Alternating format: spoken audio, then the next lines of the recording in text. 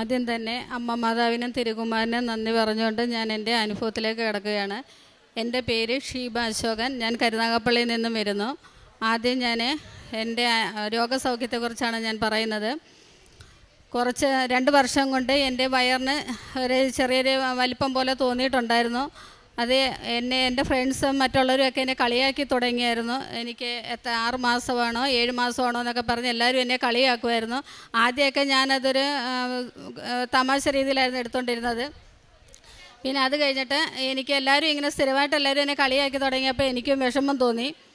അപ്പോൾ ഞാനിവിടെ വന്ന് ഉടമ്പടി എടുത്ത് ഞാൻ അമ്മയോട് പറഞ്ഞു, അമ്മേ എൻ്റെ വയറ് എന്തുകൊണ്ടാണ് ഇങ്ങനെ ഒരു വലിപ്പം തോന്നിക്കുന്നത്, എന്തെങ്കിലും അസുഖം കൊണ്ടാണെന്നുണ്ടെങ്കിൽ അമ്മ ഇത് കാണിച്ചു തരണമെന്ന് പറഞ്ഞു. അങ്ങനെ അതുവരെ എനിക്ക് മറ്റ് അസ്വസ്ഥതകളോ കാര്യങ്ങളോ ഒന്നുമില്ല. എല്ലാവരും കളിയാക്കുന്ന ഒരു വിഷമമായിരുന്നു. ഇവിടെ വന്ന് ഉടമ്പടി എടുത്ത് കുറച്ച് ദിവസം കഴിഞ്ഞപ്പോൾ എനിക്ക് ഈ ഒരു സൈഡിന് വേദനയൊക്കെ ഇടയ്ക്കിടയ്ക്ക് തോന്നാറുണ്ടായിരുന്നു. അങ്ങനെ ഉടമ്പടി എടുത്ത് ഒരാഴ്ച കഴിഞ്ഞപ്പോൾ ഞാൻ കൊല്ലത്ത് ESL ഹോസ്പിറ്റലിൽ പോയി. ആദ്യം ഞാൻ ഗൈനക്കിനെയായിരുന്നു കാണിച്ചത്. അപ്പോൾ ഡോക്ടർ എൻ്റെ അടുത്ത് പറഞ്ഞു ഒരു സ്കാനിങ് എടുക്കാൻ പറഞ്ഞു. അങ്ങനെ സ്കാനിങ്ങിൻ്റെ റിസൾട്ട് കൊണ്ടത് കാണിച്ചപ്പോൾ ഡോക്ടർ പറഞ്ഞു മറ്റു കുഴപ്പങ്ങളൊന്നുമില്ല, എന്തായാലും സർജനെ കൂടെ ഒന്ന് കാണിക്കാൻ പറഞ്ഞു. അങ്ങനെ സർജനെ കൊണ്ടുവന്ന് കാണിച്ചപ്പോൾ ഡോക്ടർ പറഞ്ഞു ബ്ലഡ് ടെസ്റ്റ് ചെയ്യണം, അപ്പോൾ അതിൻ്റെ റിസൾട്ടും കൂടെ കാണട്ടെ എന്ന് പറഞ്ഞു. അപ്പോൾ റിസൾട്ട് കൊണ്ടുവന്ന് കാണിച്ചപ്പോൾ ഡോക്ടർ പറഞ്ഞു യൂറോളജി ഒന്ന് കാണിക്കാൻ പറഞ്ഞു. അങ്ങനെ യൂറോളജിയെ കൊണ്ട് കാണിച്ചപ്പോൾ ഈ റിസൾട്ടെല്ലാം നോക്കിയിട്ട് ഡോക്ടർ പറഞ്ഞു ഞാനൊരു സ്കാനിങ്ങിനെ കുറിച്ച് തരാം, അപ്പോൾ ആ സ്കാനിങ്ങിൻ്റെ റിസൾട്ട് കൂടെ നോക്കട്ടെ എന്ന് പറഞ്ഞു. അങ്ങനെ സ്കാനിങ്ങിനെ കുറിച്ച് തന്നു. പിറ്റേ ദിവസം ഞങ്ങൾ അസീസിയെ പോയി സ്കാനിങ് ചെയ്തു. അതിൻ്റെ റിസൾട്ട് തൊട്ടടുത്ത ദിവസമാണ് കിട്ടിയത്. റിസൾട്ട് ഉണ്ടെന്ന് കാണിച്ചപ്പോൾ ഡോക്ടർ പറഞ്ഞു ഇടത് സൈഡിലെ കിഡ്നിക്ക് ഒരു സിസ്റ്റ് ഉണ്ട്, അത് 10 സെൻറ്റിമീറ്റർ വളർച്ചയുണ്ട്, അത് ഓപ്പറേഷൻ ചെയ്യണമെന്ന് ഡോക്ടർ പറഞ്ഞു. എന്നാൽ ഇന്നും നാളെ ഒന്നും ചെയ്യണമെന്നല്ല ഡോക്ടർ പറയുന്നത്, എപ്പോഴായാലും ഓപ്പറേഷൻ വേണം. അപ്പോൾ ഞാൻ ഡോക്ടറെ ചോദിച്ചു ഡോക്ടർ അത് ഇവിടെ ചെയ്യുമോയെന്ന് ചോദിച്ചപ്പോൾ ഡോക്ടർ പറഞ്ഞു ESL അതിൻ്റെ ഫെസിലിറ്റീസ് ഇല്ലാത്തത് കാരണം ഒന്നുകിൽ ആലപ്പുഴ അല്ലെങ്കിൽ തിരുവനന്തപുരത്തേക്ക് ഒരു റെഫർ ചെയ്യത്തുള്ളൂ എന്ന് പറഞ്ഞു. അങ്ങനെ ഞാൻ വീട്ടിൽ വന്ന് ആലോചിച്ചപ്പോൾ മക്കളും ഹസ്ബൻഡും പറഞ്ഞു എന്തായാലും ഓപ്പറേഷൻ ചെയ്യേണ്ടതില്ല, നമുക്ക് ഒരു ദിവസത്തേക്ക് മുന്നേ പോയെങ്കിൽ ചെയ്യാമെന്ന് പറഞ്ഞു. അപ്പോൾ ഈ ഡോക്ടർ എൻ്റെ അടുത്ത് പറഞ്ഞായിരുന്നു നമ്മൾ അങ്ങോട്ട് ചെല്ലുമ്പോൾ തന്നെ അവർ ഓപ്പറേഷൻ ചെയ്യത്തില്ല, അവിടെ ചെന്ന് നേരത്തെ നമ്മൾ ഡേറ്റ് എഴുതിപ്പിക്കണമെന്ന് പറഞ്ഞു. അങ്ങനെ ഞങ്ങൾ 2 പേരും കൂടെ മെഡിക്കൽ കോളേജിൽ ഡേറ്റ് ഇട്ട് വാങ്ങിക്കാൻ പോയതാണ്. അപ്പോൾ അവിടെ ചെന്ന് അവിടുത്തെ യൂറോളജിയെ കാണിച്ചു. ഡോക്ടർ ഈ റിസൾട്ടുകളെല്ലാം നോക്കിയിട്ട് പറഞ്ഞു അത് വയറ്റിൽ വെള്ളം കെട്ടിക്കിടക്കുന്നതിൻ്റെതാണ്, മറ്റു കുഴപ്പങ്ങളൊന്നുമില്ല. അപ്പോൾ അന്ന് തന്നെ അത് വെള്ളം കുത്തിയെടുക്കണമെന്ന് പറഞ്ഞു. അപ്പോൾ ആദ്യമൊക്കെ കേട്ടപ്പോൾ ഒരു പേടിയായിരുന്നു. പിന്നെ 2 മണിയായപ്പോഴത്തേക്ക് തിയേറ്ററിൽ കയറ്റി. അപ്പോൾ ഓപ്പറേഷൻ തിയേറ്ററിൽ കയറ്റുന്നത് പറഞ്ഞപ്പോൾ എനിക്കൊരു പേടിയായിരുന്നു. അപ്പോൾ ഞാൻ ഡോക്ടറെ ചോദിച്ചു ഡോക്ടർ വെള്ളം കുത്തിയെടുക്കുന്നതിന് തിയേറ്ററിൽ കയറ്റുന്നത് എന്തിനാണെന്ന് ചോദിച്ചു. അന്നേരം പറഞ്ഞ് അത് ചെയ്യണമെങ്കിൽ തന്നെ ആയാലും നമ്മൾ ഓപ്പറേഷൻ തിയേറ്ററിൽ കയറ്റണമെന്ന് പറഞ്ഞു. അങ്ങനെ ഓപ്പറേഷൻ തിയേറ്ററിൽ കയറ്റി ഒരു 3 മണിയായപ്പോഴത്തേക്ക് എല്ലാം കഴിഞ്ഞു. അപ്പോൾ ഡോക്ടർ പറഞ്ഞു ഇനി 1 മാസം കഴിയുമ്പോൾ ചെക്കപ്പിന് വന്നാൽ മതിയെന്ന് പറഞ്ഞു. ഇന്ന് പോകാമെന്ന് പറഞ്ഞു. പക്ഷേ എനിക്ക് ഒരു അരമണിക്കൂർ കഴിഞ്ഞപ്പോൾ മുതൽ വേദന കൂടി. അങ്ങനെ അന്ന് രാത്രി മുഴുവൻ വേദനയായിരുന്നു. അന്ന് അഡ്മിറ്റായി. പിറ്റേ ദിവസം ഡോക്ടർ പറഞ്ഞു കുറവില്ലെങ്കിൽ നമുക്ക് സ്കാൻ ചെയ്യണമെന്ന് പറഞ്ഞു. പക്ഷേ എനിക്ക് കുഴപ്പമൊന്നുമില്ല. മാതാവിൻ്റെ കാശ് രൂപം ഞാൻ വെച്ച് പ്രാർത്ഥിക്കുമായിരുന്നു. എന്നിട്ട് മാതാവിൻ്റെ തൈലം ഞാൻ വിശ്വാസ പ്രമാണം ചൊല്ലി വയറ്റിലൊക്കെ പുരട്ടി. എന്തായാലും നേരം വെളുത്തപ്പോഴത്തേക്ക് എനിക്ക് വേദന മാറി. ഡോക്ടർ പറഞ്ഞു കുഴപ്പമൊന്നുമില്ല, പൊക്കോ, ഇനി 1 മാസം കഴിഞ്ഞിട്ട് ചെക്കപ്പിന് വന്നാൽ മതിയെന്ന് പറഞ്ഞു. മറ്റേ ഇതിൻ്റെ ബയോപ്സിക്ക് അയച്ചു. അതിൻ്റെ റിസൾട്ട് 3 ദിവസം കഴിഞ്ഞപ്പോൾ വന്നു, കുഴപ്പമൊന്നുമില്ല, നെഗറ്റീവാണെന്ന് പറഞ്ഞു. അങ്ങനെ 1 മാസം കഴിഞ്ഞ് ഞാൻ ചെക്കപ്പിന് ചെന്നപ്പോൾ ഡോക്ടർ പറഞ്ഞു കുഴപ്പമൊന്നുമില്ല, ഇനി എന്തെങ്കിലും അസ്വസ്ഥത ഉണ്ടെങ്കിൽ ചെന്നാൽ മതിയെന്ന് പറഞ്ഞു. പക്ഷേ എനിക്ക് ഇപ്പോൾ 6 മാസമായി, ഇതുവരെ അസ്വസ്ഥതയോ മറ്റു കാര്യങ്ങളോ ഒന്നുമില്ല. എനിക്ക് തന്നെ അനുഭവപ്പെട്ടിട്ടുണ്ട് എൻ്റെ വയറിന് വലിപ്പം കുറഞ്ഞതായിട്ട് എനിക്ക് തോന്നിയിട്ടുണ്ട്. അതിൽ ഞാൻ മാതാവിന് യേശുവിന് ഒരുപാട് ഞാൻ നന്ദി പറയുന്നു. പിന്നെ രണ്ടാമത്തെ സാക്ഷ്യം, എൻ്റെ മോന് ഇവിടെ PWD ഓഫീസിലേക്ക് ട്രെയിനിയായിട്ട് വിളിച്ചിട്ടുണ്ടായിരുന്നു ഇൻ്റർവ്യൂവിന്. അപ്പോൾ ഞാൻ ട്രെയിനിയായിട്ട് ഇൻ്റർവ്യൂവിന് മോൻ പങ്കെടുക്കാൻ നേരത്തെ എൻ്റെ അടുത്ത് പറഞ്ഞു അമ്മ എങ്ങനെ പോകും, എനിക്ക് പേടിയാവുന്നു, അവിടെ എന്തൊക്കെയായിരിക്കും ചോദിക്കുന്നതെന്നൊന്നും അറിയത്തില്ലല്ലോ എന്ന് പറഞ്ഞു. ഞാൻ പറഞ്ഞു മോൻ വിഷമിക്കേണ്ട, മാതാവിൻ്റെ കാശ് രൂപം നമ്മുടെ കയ്യിലുണ്ടല്ലോ. അപ്പോൾ പോകുന്നതിൻ്റെ അന്ന് രാവിലെ ഞാൻ വിശ്വാസ പ്രമാണം ചൊല്ലി നെറ്റിയിൽ കുരിശ് വരച്ചു, ഉപ്പും കൊടുത്ത് തേനുമൊക്കെ കൊടുത്തിട്ടാണ് വിട്ടത്. അപ്പോൾ അവിടെ ചെന്ന് ഇൻ്റർവ്യൂ അറ്റൻഡ് ചെയ്ത് 36 പേരാണ് അന്ന് ഇൻ്റർവ്യൂവിന് വന്നത്. 6 പേരെയാണ് സെലക്ട് ചെയ്തത്. അതിൽ 1ാമത് മോൻ്റെ പേരാണ്. അവർ ഉച്ചയായപ്പോൾ എന്നെ വിളിച്ചിട്ട് പറഞ്ഞു മോൻ സെലക്ട് ആയിട്ടുണ്ട്, ബാക്കിയുള്ള കാര്യങ്ങൾ ഒരാഴ്ചയ്ക്കകത്ത് വെച്ച് വിളിച്ച് പറയുമെന്ന് പറഞ്ഞു. പക്ഷേ ഈ ഒരാഴ്ചയാണെങ്കിൽ അവിടെ നിന്ന് വിളി വരാഞ്ഞപ്പോൾ മോന് ചോദിച്ചാൽ അമ്മയെ വിളിക്കുന്നില്ലല്ലോ എന്ന് പറഞ്ഞു. ഞാൻ പറഞ്ഞു വിളിക്കും മോനെ, അവർ ഒരാഴ്ചയല്ലേ പറഞ്ഞതെന്ന് പറഞ്ഞു. അപ്പോൾ ഒരാഴ്ച കഴിഞ്ഞപ്പോഴും വിളിക്കാഞ്ഞപ്പോൾ ഞാൻ മോൻ്റെ അടുത്ത് പറഞ്ഞു നമുക്ക് എന്തായാലും അവിടെ കൃപാസനത്തിൽ പോയി അച്ഛനെ ഒന്ന് കാണാം, അച്ഛൻ്റെ ബ്ലെസ്സിങ് വാങ്ങിക്കാമെന്ന് പറഞ്ഞു.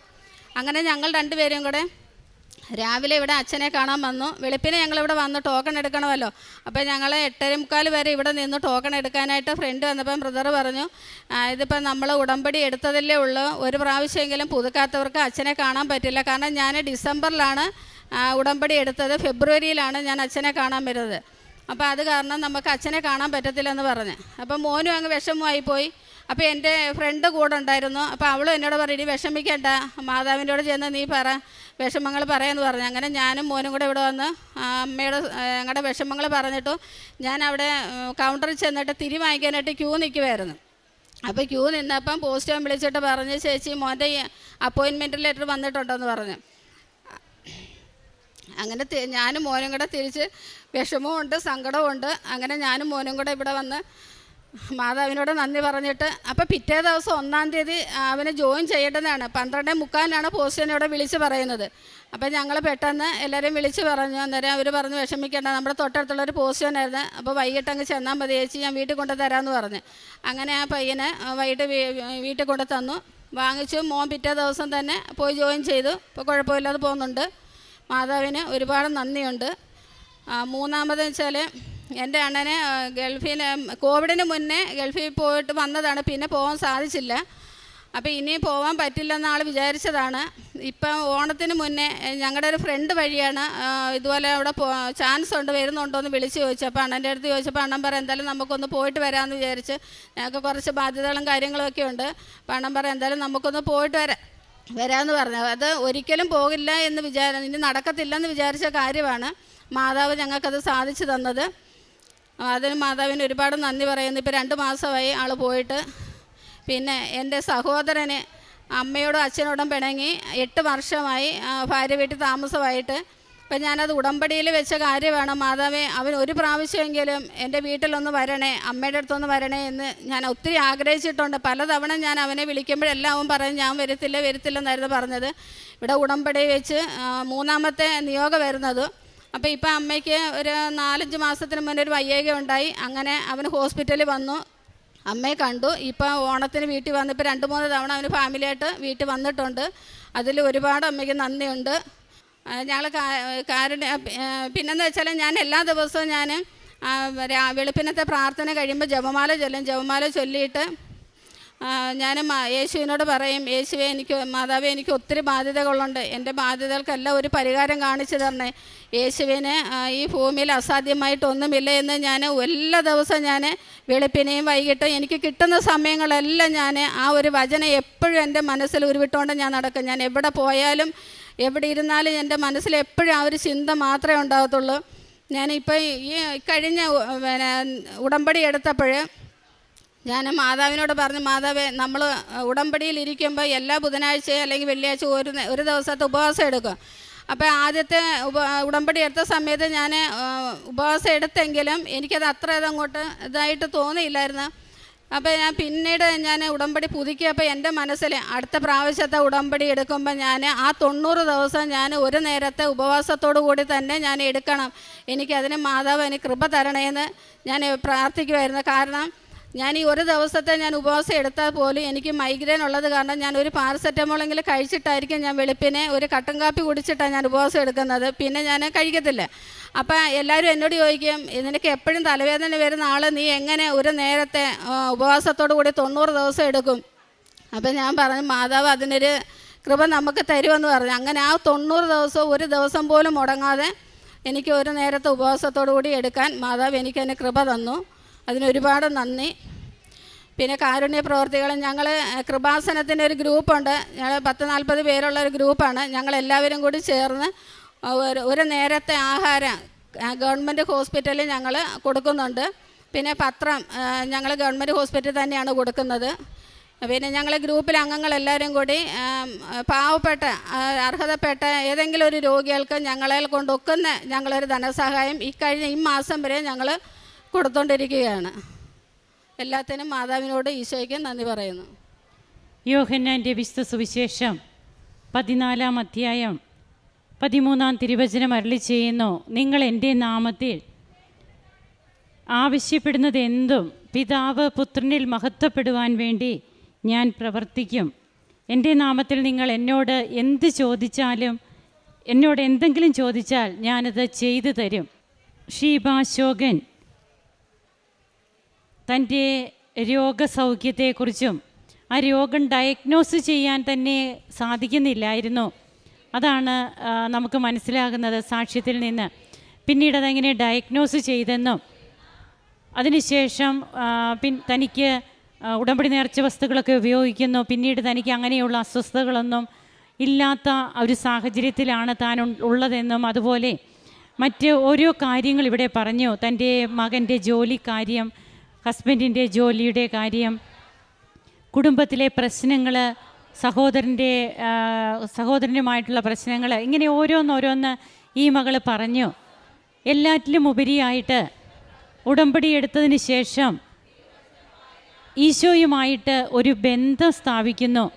അതായത് ഇവിടെ വന്ന് ഈ ഉടമ്പടി എടുത്തതിന് ശേഷമാണ് ഈശോയെയും അമ്മയെയും ഒക്കെ ഈ മക്കൾ വിളിക്കാൻ തുടങ്ങുന്നത് തന്നെ, പ്രാർത്ഥിക്കാൻ തുടങ്ങുന്നത് തന്നെ അങ്ങനെയാണ്. എന്നാൽ ചുരുങ്ങിയ നാൾ കൊണ്ട്, ഉടമ്പടിയുടെ ചുരുങ്ങിയ നാളുകൾ കൊണ്ട് തന്നെ എങ്ങനെയാണ് ഞാൻ എൻ്റെ ഈശോയോട് ചോദിക്കും.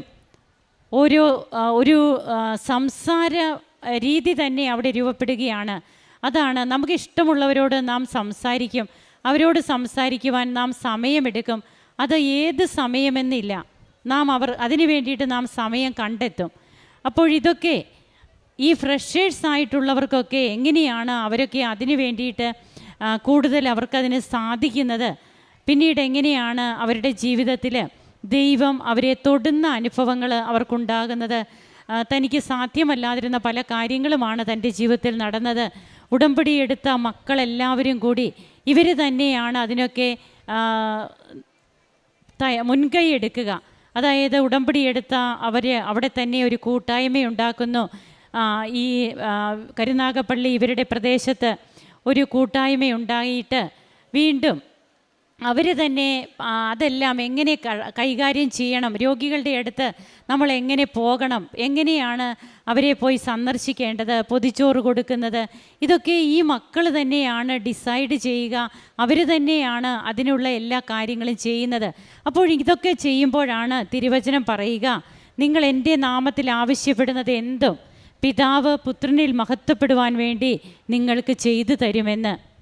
ഈശോയുടെ നാമത്തെ വിളിച്ചപേക്ഷിക്കുന്ന ആരെയും ഈശോ ഉപേക്ഷിക്കില്ല. അതൊന്നു മാത്രമാണ് നമുക്ക് ഇവിടെ ഉടമ്പടി എടുക്കുന്ന മക്കളുടെ അനുഭവ സാക്ഷ്യത്തിൽ നിന്ന് വ്യക്തമാവുക. ദൈവത്തെ പിതാവായിട്ട് സ്നേഹിക്കുവാൻ നമുക്കും കഴിയട്ടെ. കരങ്ങളടിച്ച് നമുക്ക് ഈശോയ്ക്കും അമ്മയ്ക്കും നന്ദി പറയാം. അത്യപൂർവ ദൈവാനുഭവങ്ങൾ ഇനി നിങ്ങൾക്കും സ്വന്തം.